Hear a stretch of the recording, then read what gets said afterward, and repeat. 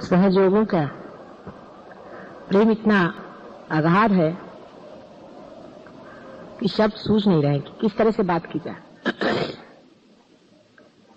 आपको पता है कि संसार में हर जगह आज सहयोगी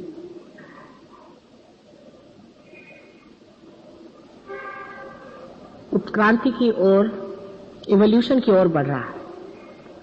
बहुत से सहयोगी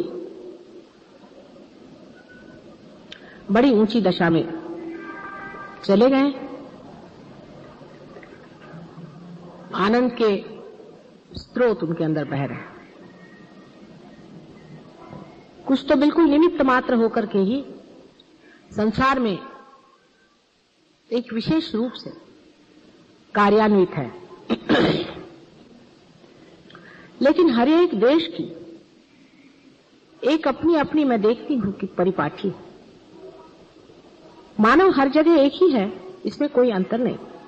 और सहज योग एक अंतरतम की ही व्यवस्था है जिसका कि बाह्य से कोई संबंध है ही नहीं, तो भी चित्त जो कि प्रकृति का एक स्वरूप है, जिसे हम कुंडलिनी के नाम से जानते हैं,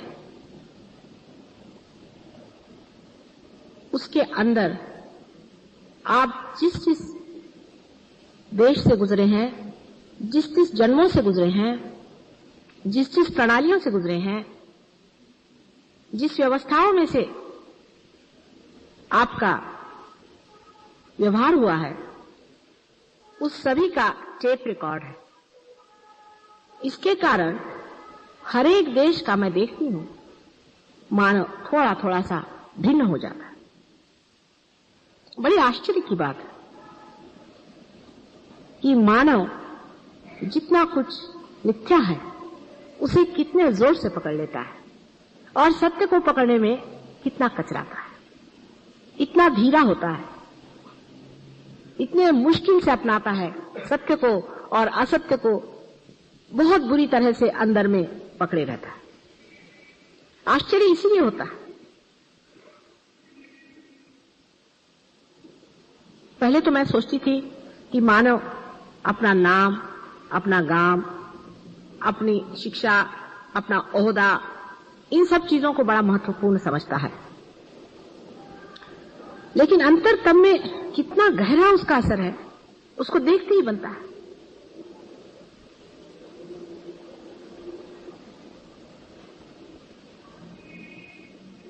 जितने जल्दी ये चीज अपने अंदर से छूट जाती है, जितने जल्दी मिथ्या हमारे अंदर से मिटता जाता है, उतने ही जल्दी हम लोग उस चित्त को हल्का कर लेते हैं।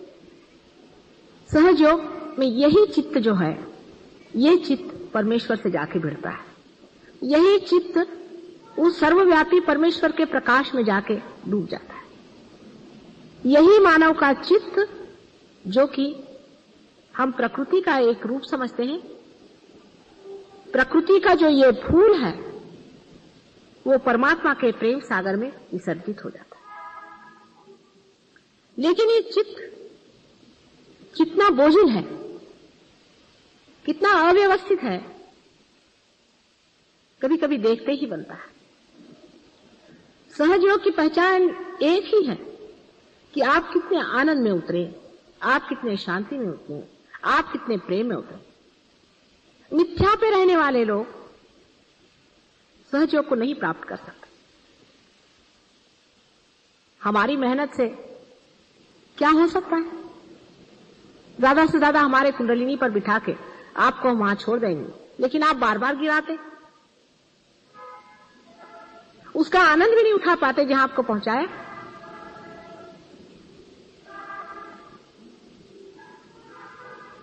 हर एक देश में एक अजीब अजीब तरह की समस्याएं हैं। अपने देश की समस्या है, इसको पहले समझ लेना चाहिए, क्योंकि हमें अपनी समस्या समझनी चाहिए अपने तक। दूसरे देशों की समस्या है, उसे भी समझना चाहिए। जैसे कि अभी यूके में मैंने अपना कार्य बहुत धीमा शुरू किया है, बहुत थोड़े लोगों को हाथ में लिया, ज्यादा लोगों को लेना नहीं चाहती थी। सोचा पहले 25 आदमी ऐसे जमा दिए जाए कि जो कुछ सहयोग पे जम जाए। आपको आश्चर्य होगा कि बड़ी पहुंची हुई विभूतियां हैं वो लोग, नितांत श्रद्धा है उनकी सहयोग पर। वो सोचते हैं कि सहयोग के बगैर कोई इलाज है ही नहीं। आखिरी दशा में पहुंचने पे सहयोग अत्यंत अप्रतिम है, डायनामिक चीज है, और वो कोई प्रोग्राम है सहयोग का, तो उनके लिए उससे बढ़ के महत्वपूर्ण संसार में कोई चीज है ही नहीं। और घंटों तक वे उसी में लगे रहेंगे कि सहयोग में हमने अपने को, जैसे कि ये पता नहीं क्या परमात्मा की चीज आई हुई है जो दुनिया भर में देने की है, और वास्तविकता ये है ही, इसमें कोई शंका नहीं। लेकिन इतनी बड़ी वास्तविकता समझने पर भी उनका एक बड़ा भारी, मैं दोष तो नहीं कहूंगी, लेकिन पिछाहाट का कारण है। कारण वो भारतवर्ष की योग भूमि में पैदा नहीं हुआ। परमात्मा ने ऐसे सज्जनों को न जाने क्यों उस भोग भूमि में पैदा किया। इस योग भूमि में आप लोग पैदा हुए हैं, और वो पैदा हुए हैं उस भोग भूमि में जहां पर कि उनके ऊपर कोई भी किसी प्रकार का संस्कार है ही नहीं। उनको यह भी पता नहीं है कि माथे में सिंदूर लगाना है तो वो नाक में लगाना है कि सर पे लगाना है। उनको पूजन की विधि मालूम नहीं, अर्चन की विधि मालूम नहीं, परमेश्वर के बारे में कुछ भी मालूमात नहीं।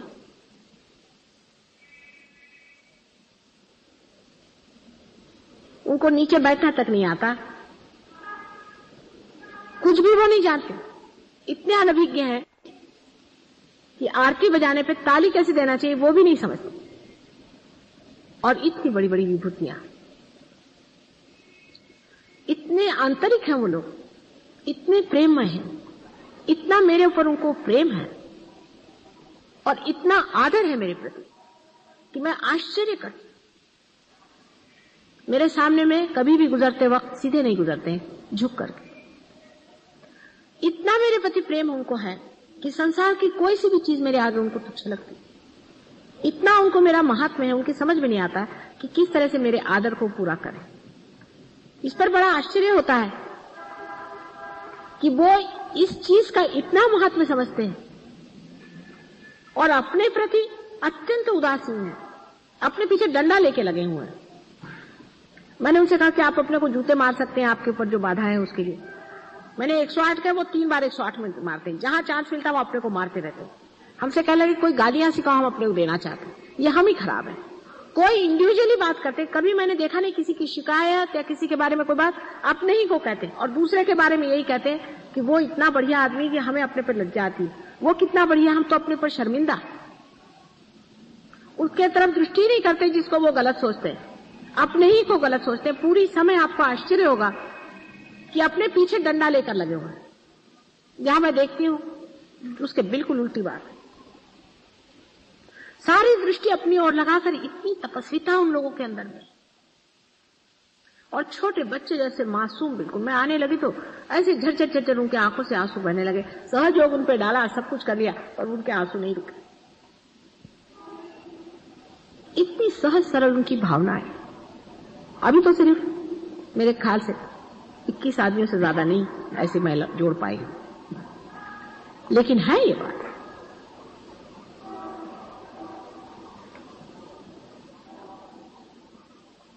और जिसको कहते हैं जेन्युइननेस, असलियत, खुद मैं जेन्युइन नहीं हूं ये वो समझते हैं। कहते हैं मेरे अंदर कोई आकर कह रहा है कि मैं जेन्युइन नहीं हूं, मैं नहीं हूं जेन्युइन। माता जी मेरे अंदर ये कपट है, मेरे अंदर ये झूठ है, मैं इस झूठ को लिए हूं, मैं उस झूठ को लिए हूं। पूर्णतया दिल को खोल के कहते हैं, और उनको कोई बात में शर्म नहीं आती। अपने को बुरा कहने में उनको जरा भी शर्म नहीं आती, लेकिन दूसरों को जजमेंट वो बिल्कुल नहीं करते। फिर ये भी बताते हैं कि हाँ मैंने ये गलत काम क्यों किया, इसकी वजह ये थी। अपना हिस्सा बताएंगे कि मेरे बाप ऐसे थे, एक बार ऐसा हुआ था, साइकोलॉजिकली ये बात है, इसलिए मैं ऐसा करता हूं। मैंने ये बात ऐसी क्यों करी, उसका कारण वो बताते हैं, क्योंकि इसमें ऐसा हुआ था इसलिए मैं ऐसा करता हूं। एक आध दो लोग ऐसे भी आते जिन पे बहुत बाधा थी, वो अपने दिन नहीं भूलते हैं बिल्कुल भी, और चुप रहते हैं, कहते नहीं कुछ, कहते कि नहीं अभी हमें वो जो असर थे वो निकलने दो पूरे, हो सकता है अभी भी कहीं छिपे हुए असर होंगे। इतने मौन आत्मसात करते हैं, लेकिन उनके अंदर ये कमी है कि वो पूजन भी नहीं जानते, अर्चन भी नहीं जानते, विचारों को समझ में नहीं आता है। मैंने उनसे कहा कि मैं कुछ पैसा नहीं लेती हूँ, कुछ नहीं लेती हूँ। एक दिन ऐसे मैंने कहा मुझे ये डबल रोटी खाते थे वो, मैंने कहा ये मुझे बहुत पसंद आती, तो हर बार आएंगे तो एक एक डबल रोटी, मैंने कहा 20-21 डबल रोटी कौन खाने वाला है। मैंने ऐसे कह दिया था, कहने को ऐसे थोड़ी कि मैं रोज खाती। उनकी समझ में नहीं आता कि किस तरह से समर्पण करें। सब बहुत पढ़े लिखे विद्वान हैं, सब कुछ जानते हैं, आपके सारे शास्त्र वास्त्र उन्होंने जितने अंग्रेजी में लिखे हैं सब पढ़ डाले, इसलिए सहज योग समझाना कोई मुश्किल नहीं। वो कहते हैं कि ये जड़ से सूक्ष्म में उतरने का तरीका सहज योग है। उन लोगों ने मेरा इंट्रोडक्शन लिखा है, अभी किताब का पढ़ के दंग हो जाएंगे। सारे दुनिया के फिलोसोफर्स ला करके उन्होंने मां के चरणों में डाल दिए। ये सब कुछ भी नहीं है। इन्होंने क्या, इन्होंने तो प्रश्न खड़े किए, मां ने उसका उत्तर दिया। अपने भाग्य को सहारते हैं और कहते हैं कि हमारे परम भाग्य जो हम पहले मां से मिले, और कहते हैं कि इस धरती में इतने लोग आपको ऐसे मिलेंगे, एक दिन सहयोग बहुत ऊंचे पद पे पहुंचने वाला है, इसमें कोई शंका नहीं। लेकिन आप हमारी नींव हैं।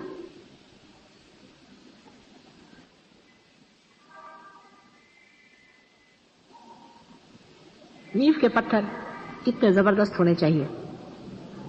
पहली चीज हमें ध्यान में लाना चाहिए, क्या हम जेन्युइन हैं? अपनी ओर नजर करें, दूसरों की ओर नहीं, अपनी ओर नजर करें। क्या हम जेन्युइन हैं? देखिए, उनको किसी मंत्र भी बोलना नहीं आता, उनसे श्री कृष्ण भी नहीं बोलना आता बेचारों को, बहुत मुश्किल से राधा कृष्ण कह पाते। आपके लिए कितना सरल है कि आप अपने विशुद्धि को साफ कर लें। राधा कृष्ण आपने कह दिया, हो गया काम खत्म। अब वो राधा कृष्ण नहीं कह सकते बेचारे, तो कृष्ण जी जरा नाराज हो जाते हैं बात बात में, उनको प्रोनाउंसिएशन भी ठीक नहीं, और आपसे आपको आसानी मिल जाते हैं।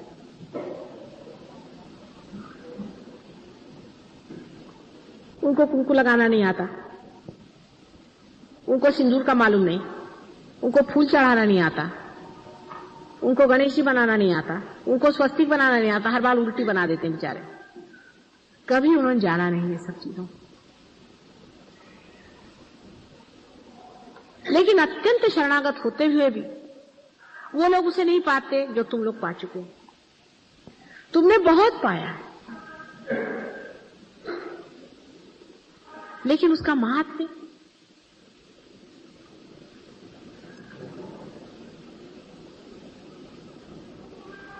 अभी तक बहुत कम लोगों के आता है समझ में। ये नहीं कि उनको सहज नहीं दिया है, ये नहीं कि उनको मुफ्त नहीं दिया है, उनको भी ऐसे ही पाया उन्होंने जैसे आपने पाया।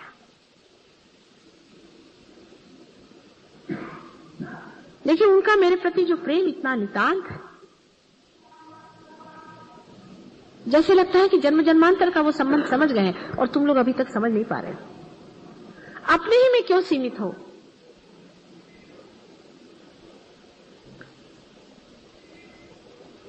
सब तुम एक ही शरीर के रोम रोम होते हुए भी, एक ही शरीर में स्पंदन होते हुए भी अलग अलग महसूस करते हो। और वहां ये प्रश्न ही नहीं खड़ा होता, टीम वर्क का प्रश्न ही नहीं खड़ा होता है।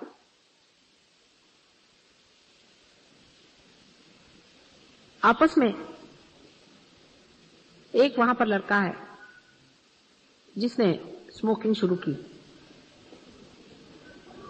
सब लोग उसको फाड़ खा गए। उसको इस तरह से उन्होंने ठिकाना किया, उसका छूट गया स्मोकिंग। उसके सारे आर्ग्यूमेंट्स ठीक किए, उसकी पूरी मदद की, जैसे वो स्मोकिंग करे उसको अपने पास बुलाए, उसके साथ बैठ जाए, उसके घर में जाकर उसके जहां पे सिगरेट उगरेट सब निकाल दिए, उसके पैसे ले जाकर छिपा दिए। सिगरेट की स्मोकिंग नहीं थी उसकी, वो दूसरी क्या होती उसकी करता था। और कहने लगे कि अब अगर तुमने और किया तो हम पुलिस में इन्फॉर्म कर देंगे। अच्छा, वो लड़का इसको बुरा नहीं मानता, वो कहता कि हाँ भाई तुम कर दो कुछ। इसका वो लड़का खुद कहता है और भागता है उस चीज से दूर, उन लोगों के पास आ जाता है और कहता है कि भाई मुझे बचाओ, इस वक्त वो मुझे आ रही है इच्छा, किसी तरह से मुझे बचा लो, इस वक्त में तुम लोग बचा लो। अपने को करेक्ट करने के लिए कितनी मेहनत वो कर रहा है।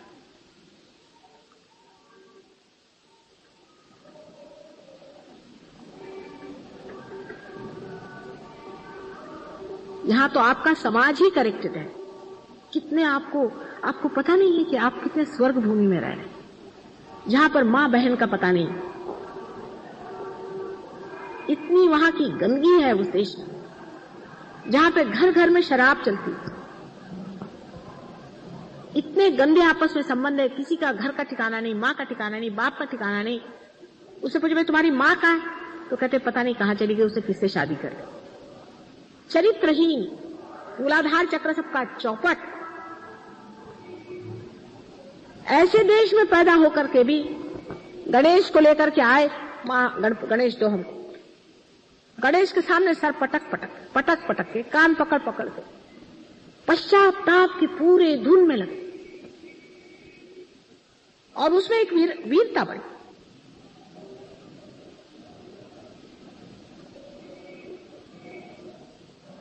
इतना बड़ा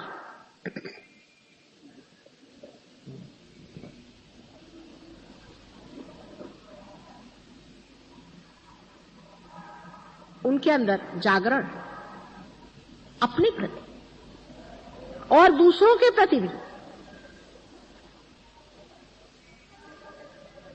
और सहज योग के ऐसे ऐसे अनुभव।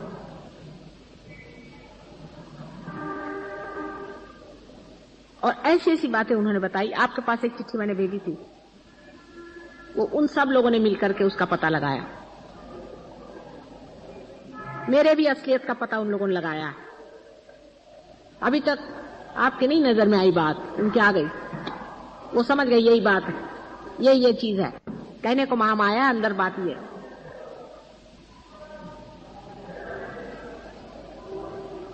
उन्होंने इतना आनंद नहीं पाया, लेकिन सर्वस्व लगा करके वो लोग लगे हुए हैं। वो समझ गए हैं कि उत्क्रांति का वो समय आ गया है कि सत्युग दरवाजे पर।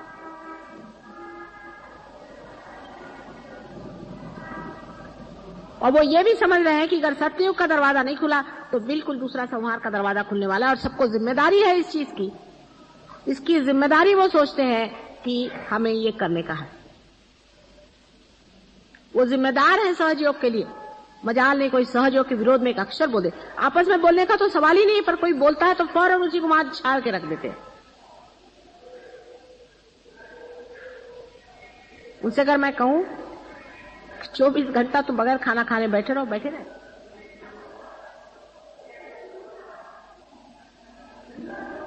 लेकिन इसका यह अर्थ नहीं कि आप लोग कुछ कम। आप लोगों ने, आप में से किसी ने जो हाइट्स साधी हैं, जिस हाइट्स पे पहुंच गए हैं, जिस ऊंचाई पे पहुंच गए हैं, भाई कमाल की। लेकिन सबको अपने अपने लिए बड़ा घमंड है, ये बड़ा प्रॉब्लम। चित्त को एकाग्र करना भी एक अर्थ रखता है। इसका मतलब ये नहीं कि यहां देखो वहां देखो। एकाग्र तभी होता है चित्त जब उसके ऊपर का सारा मैल चढ़ जाता है, जब वो हल्का हो जाता है। अब अपने देश के जो कर्सेस हैं, या अपने देश की जो एक समझ लीजिए एक बड़ा भारी शाप है हमारे देश पर इस तरह का, वो ये है कि हम लोगों के चित्त पर एक बड़ी भारी अजीब सी चीज है, जिसको कि मैं कहती हूं कि सिन अगेंस्ट द फादर। अपने बाप प्रभु परमेश्वर के खिलाफ हमने पाप किया है। वो कौन सा पाप है कि हर समय सोचना कि हम दरिद्री है, हम गरीब है, हमारे पास पैसा नहीं है, हमारा कैसा होगा, हमारे पेट का कैसा होगा। बिल्कुल भिखारीपना की बातें। हमारा खर्चा कैसे चलेगा, हमारे बाल बच्चों का क्या होगा। अगर आपका परमात्मा पर विश्वास है तो कम से कम इतना तो उस पर छोड़ दो कि वो तुमको खाना पीना तो देगा नहीं, तो ऐसे परमेश्वर पर विश्वास करने से फायदा भी क्या है। ये बड़ा भारी हम लोग पाप करते। परमात्मा पर खाना पीना और ये व्यवस्था अगर हम छोड़ दें तो हिंदुस्तानी आदमी बहुत ऊंचा उठ सकता है। दो तरह के पाप हैं। एक तो पाप यह है कि बाप के पितृत्व पे शंका करना, और दूसरा मैं कहती हूं कि सिन अगेंस्ट द मदर, वो वहां पर हो रहा है जिसमें चारित्रिक दोष, इंडल्जेंसेस, भोग, घर गृहस्थी का तोड़ देना, बेछूट हो जाना, ये वहां दोष हो रहा है। दोनों नर्क के रास्ते सीधे जाने की व्यवस्था है। पैसे के लिए कुछ भी करो, पैसे के लिए जो चाहे सो गलत काम करो, वो ठीक है। ये हिंदुस्तानियों का पाप है। मैं सरकारी बात नहीं कर रही हूं, मैं परमात्मा की बात कर रही हूं, परमात्मा के राज्य की बात करें। जब आप परमात्मा के राज्य में हैं तो देगा तो देगा, नहीं तो नहीं देगा। इतनी कम से कम वृत्ति ले आने में क्या लगता है? करेगा नहीं तो नहीं करेगा। जैसे राखहू तैसे ही रहूं। सहज योगी अगर इतना एक कर लें कि जैसे राखहू तैसे ही रहूं, जैसे भी रखो मंजूर है, तो हमको देख लेते तुम कैसे रखते और हम कैसे रहते। हर एक चीज का एक मजाक हो सकता है, हर एक चीज में एक आनंद आ सकता है। कैसे रखोगे? भूखे रखोगे? अच्छा, देख लेते कितने दिन भूखे रखते हो। जैसे राखहू तैसे ही रहूं। चाहे पैदल चलाओ तो पैदल चलेंगे, चाहे घोड़े पे बिठाओ तो घोड़े पे चलेंगे। ऐसे मस्ती में जब आप आ जाइएगा, बाकी तो आपका भगवान की कृपा से ऐसी योग भूमि में आप पैदा हुए हैं कि बाकी का हिस्सा ठीक है। आपके माँ बाप ठिकाने से हैं, आपके बीवी बच्चे ठिकाने से, आपका चरित्र भी इतना गड़बड़ छड़बड़ नहीं है। कुछ लोगों का वो भी गड़बड़ है, लेकिन इतना गड़बड़ नहीं, ठीक हो सकता वो।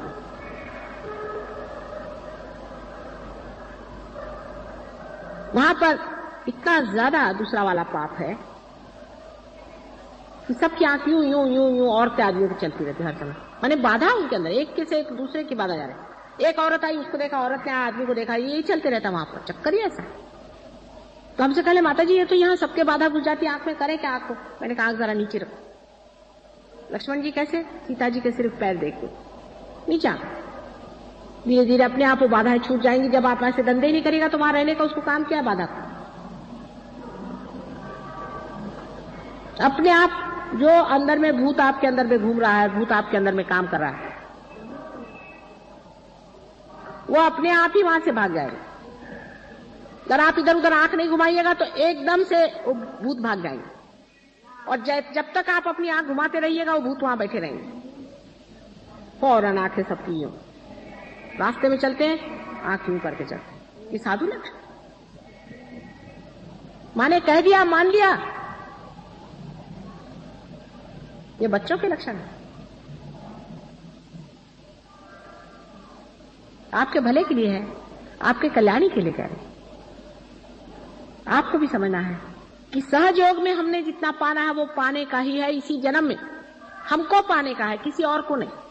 हमको पाने का, हमको लेने का, दूसरों को नहीं। दूसरों की चिंता छोड़ो, अपनी सोचो कि हमने कितना पाया, हम इसके कितने गहराई में उतरे, हमने क्या पाया, हम अपने साथ क्या व्यवहार करें, हम क्यों ढोंग कर रहे हैं अपने साथ में, हम क्यों अपने को ठगा रहे हैं, हम क्यों झूठ बोल रहे हैं, हम अपने साथ क्यों ऐसी जाति कर रहे हैं, हमने क्या पा लिया। अरे सारा भंडार खोल दिया, आ जाओ अंदर, जैसे भी हो आ जाओ, हम नहला धुला के तुमको बिठा देंगे। फिर सोच क्या, कितने गहरे उतरे हम, गंगा की शीतल धारा में कितने अंदर बहते गए हम। वो तो बह रही पूरी तरह से कि लो बेटे लो लो, जो लेना ले। कितनी घाघर हमने भर ली, चित्त हमारा इधर उधर दौड़ रहा है। अपनी और दृष्टि करते ही तुम समझ जाओगे कि तुमने ही अपने साथ छलना करी, किसी और ने की नहीं। ये बड़ा भारी अंतर है, सहज योग के लिए नुकसान का भी। अपनी और दृष्टि न रखना ये सहज योग के लिए बहुत बड़ी नुकसान की चीज है। और अपने और उसी मनुष्य की दृष्टि होती है स्वभावता ही, जो जन्म जन्मांतर से खोज रहा है वो जानता है कि मेरी गलतियों की वजह से मैं नहीं पाया था, अब मैं और गलती नहीं करूंगा। जैसे कि कुंद घर के अंदर में आप बंद हैं और निकलने का रास्ता नहीं, जिसने 10 जगह दरवाजे पर ठोका मारा है, जिसका सर फूटा है 10 जगह, वो फिर सोचता है नहीं, रास्ते की ओर नजर रखो, दरवाजे की ओर नजर रखो। सब दूर से मार खाने से वो दरवाजे की ओर, वो कुछ और नहीं जानता है, सिर्फ ये जानता है हाँ मैंने पाया है ना, मैंने देखा है ना, मुझे